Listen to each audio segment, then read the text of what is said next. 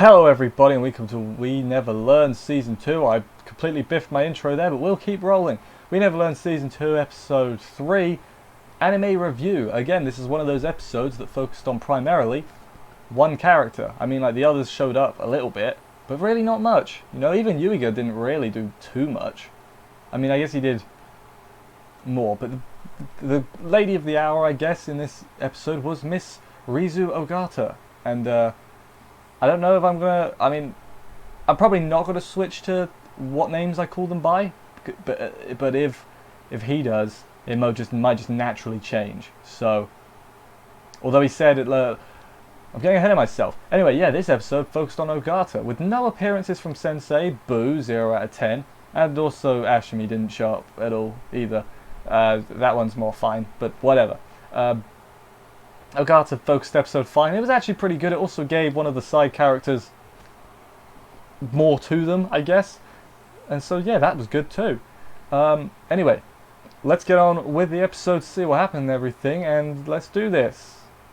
Episode begins and Ogata needs a haircut, and immediately I was like, oh no, I see where this is going. She goes to cut her hair herself, and her dad comes in and scares her and makes her slip and cut it all wrong. So, despite cutting it all wrong, I assume she cleaned it up afterwards a little bit because she didn't look that bad without the thing gone. I'd be terrified of cutting my own hair. Just side note, don't do that. Hairdressers exist for a reason. Like, nah, would never do, even if it was just a little bit off the front. Too scary. I was scared I'd poke myself in the eye or I'd make it look like crap. So, hairdressers, I will give you my money to make me look like not crap. I know that's pretty hard, but relatively not crap, you know.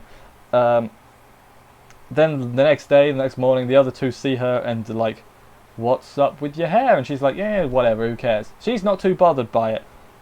Yuiga shows up and she's like, he must not see. He must not see no matter what. She runs off and everything. Furuhashi like laughs at her a little bit. Doesn't really laugh at her, but it's like an internal, oh yes, young love and all that. She's like an old woman, old Furuhashi. Love Furuhashi, never mind. Later, her best friend, what was her name? Sekijo, gets the wrong idea about the haircut because she thinks that she got it for her and falls to her knees in ecstasy, and then Ogata's like, it was so bad she fell to her knees, so then she gets the wrong idea. Goes to study with the gang. She's wearing a full-on mask. I don't mean like just like a face mask. She's wearing a full-on, all-over mask. I don't know what to call them. Full mask.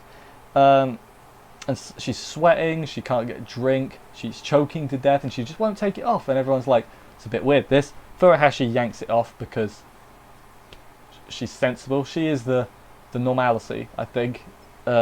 Sometimes she's crazy, though. Yuiga didn't even notice her hair. She's like, oh, you look fine. You know, you look the same as ever, whatever. And everyone's like, you are the worst, Naruyuki. And it's like, is he? I mean, granted, he should have noticed that. Like, I'm pretty oblivious, but I think I would even notice that, like, in reality. So then she's confused at herself later on because she's angry he didn't notice, despite the fact she didn't want him to see in the first place. So she's like, this doesn't make no sense. He calls her by her first name to get her attention and everything, and he guesses that she shows more emotion now, is what he thinks. She's like, yep, you got it right. Also, don't call me my first name because I will faint every time you do it. And I thought, like, that's fair enough. And then later on, she's like reading a book, or she's doodling. She's studying, probably. That would make more sense. And she's got a little heart emoticon over her head. So she might have figured out how she feels. That's great. We're only 16 episodes in. Well, at this point, 15 and a half. Doesn't matter. And also she tells her dad to stay away from her. You're not allowed in the house, which, pretty funny. Yeah. Ogata. I mean, I assume she's going to keep the haircut for the rest of it, and it looks pretty alright. I think so. Thumbs up all around for Ogata's haircut. Second part focuses on Ogata again, and also Sekijo. So they're going to buy a pen case, or a pencil case. I think the pencil case is when you're young, but then when you get older you get a pen case because you're trusted with pens, because you can draw on everything with a pen but not a pencil. I've gone on this mini tangent and I don't know why. Let's continue. So she's been waiting a while. She's just been out waiting. She's like 50 cans of coffee just next to her. I was going to say beer then. It wasn't beer, it was coffee. Then they have food montage. There's pancakes, ice cream, and other delectable treats that they're eating. She's got a schedule, but she spots Yuiga, so then she puts her schedule to one side and throws Ogata at Yuiga. Why did she do that? Like, be selfish, lady. And then she runs off as well, and goes to play a crane game, which, love crane games. I don't think I've ever won one. Add that to my life goals. Win a crane game. I should, one day I'll just get up a list of everything I want to do, and it'll be ridiculous. It'll range from pretty easy things like that, win a crane game, to like swim the Eiffel Tower. And I know you can't swim the Eiffel Tower because it goes up, but damn it, let a man dream. I've derailed myself again. Flashback is what happens next. So it's Sekijo getting a perfect score in a thing, and everyone's like, read the room, nerd. And I'm like, oh, now I feel bad for her. Oh. And she was like bullied, and she had no friends, and she had to study in the nurse's office away from people, which is like, oh. Later on they go to a prep school, she does. Ogata's there. Ogata finishes really early, and some people behind her say the same thing, like, read the room, and she's like, why would I do that? Like, basically how I interpreted that is, I know that's what this isn't what she meant, but how I basically thought is like, why should I like lower myself to your stupidity? I'm smarter than you. Like, I was like, yeah, you are Ogata, and also Sekijo. Also, doesn't that mean Sekijo finished faster than Ogata? So shouldn't she be the smarter one technically? Because she finished like a bit before, or am I just overthinking that? Who knows?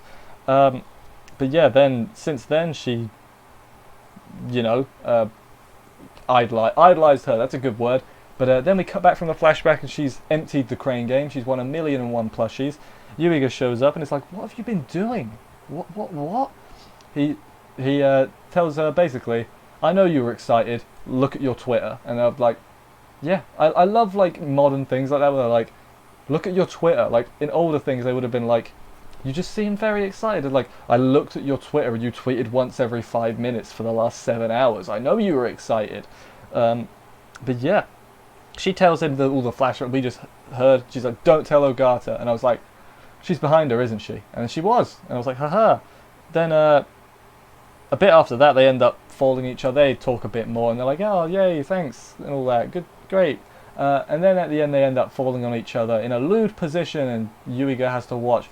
I found it pretty funny how he wasn't involved with it, really, because, harem MCs are always falling on women. It's just like, that comes with the territory in the job description. Being a harem MC, fall on ladies. Also, post-credits, Ogata and Sekijo got matching pen cases. I don't know why they felt the need to point out that they were different colours. That makes it better. If they're the same colour, it's not fun. But if they're different colours, be like, look, we match, and they're different colours. So it's like, hey, it's like a pair. Like, you don't want to be the same, you want to be a pair. That's how it works. I have no idea. I've never matched anything with anyone, I don't think. Can't think of anything off the top of my head. Anyway, that was the end of the episode. As I said, I enjoyed it. I do like Ogata. She's probably, of the main three, she's probably my favourite. Or is she? For a hash. One of those two. I'm going to say Ogata's my favourite. I'm gonna put my foot down of those three. Sensei's the best though. So my order at the moment is probably Sensei, Ogata, Furuhashi, Ashimi, Takimoto. I'm going to say that and hope people don't get annoyed. But anyway, thank you everybody for. I also, before we end it, I enjoyed Sekijo's backstory bit. Don't know if I said that. Made me feel bad for her. Made me remember who she was a little bit better. Because at the start of this, I was like, who are you? I don't remember who you are. But yeah, so they gave more to her. I'm sure they'll definitely use it this season. I won't forget about her for most of the season. They'll definitely do. Anyway, I'm getting distracted. Thank you everybody for watching this episode. I hope you enjoyed it. If you did, consider subscribing and liking and commenting and all the other bells. There's a bell. I don't know how this isn't Twitter, this is YouTube. YouTube's a difficult thing. I will see you in the next episode next week for another review of this thing. And bye guys.